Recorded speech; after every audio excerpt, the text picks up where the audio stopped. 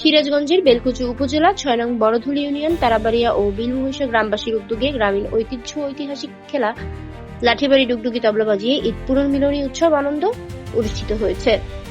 শনিবার সকাল থেকে ঢাকঢোলের বাজনায় কাশের ঘণ্টার তালে তালে চলে লাঠির ঠাস ঠাস আওয়াজ। প্রতিপক্ষের লাঠির আঘাত থেকে নিজেকে রক্ষা ও পাল্টা আঘাত করতে ঝাঁপিয়ে পড়েন লাঠিয়ানরা। তাতে উৎসাহ দিচ্ছেন শত শত দর্শক। আবহমান বাংলার ঐতিহ্যবাহী এই আয়োজনকে ঘিরে লাঠিয়ালদের মাঝে ছিল উৎসবের আমেজ।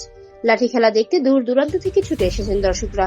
যুব সমাজের মূল্যবোধের অবক্ষয় রোধে গ্রাম বাংলার ঐতিহ্যবাহী খেলাধুলা ও সাংস্কৃতিক আয়োজন ধরে রাখতে পারে কার্যকরী ভূমিকা। তাই নিয়মিত এই ধরনের আয়োজনের দাবি দর্শকদের। উক্ত অনুষ্ঠানে বড়ধুল ইউনিয়ন বিএনপির সাবেক সাধারণ সম্পাদক আব্দুল গফুর মণ্ডলের সভাপতিত্বে প্রধান অতিথি হিসেবে বক্তব্য রাখেন ৮ নং বড়ধুল ইউপি সদস্য সান্তাহার আলী। বিশেষ অতিথি হিসেবে বক্তব্য রাখেন বড়ধুল ইউনিয়ন বিএনপির সাবেক সভাপতি জহুরুল ইসলাম, বড়ধুল ইউনিয়ন বিএনপির সাবেক সাধারণ সম্পাদক শামীম হোসেন, বড়ধুল ইউনিয়ন যুব দলের সাবেক সভাপতি সুলাইমান হোসেন মণ্ডল। অনুষ্ঠান পরিচালনা করেন আবুল কালাম আজাদ আশরাফ আলী।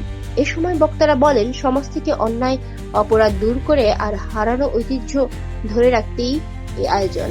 বিপদগামী যুব সমাজের মাদকাসক্ত ও মূল্যবোধের অবক্ষয় রোধে লাঠি খেলার মতো আয়োজন পথ দেখাবে, যুক্ত করবে সম্প্রীতির বন্ধনে।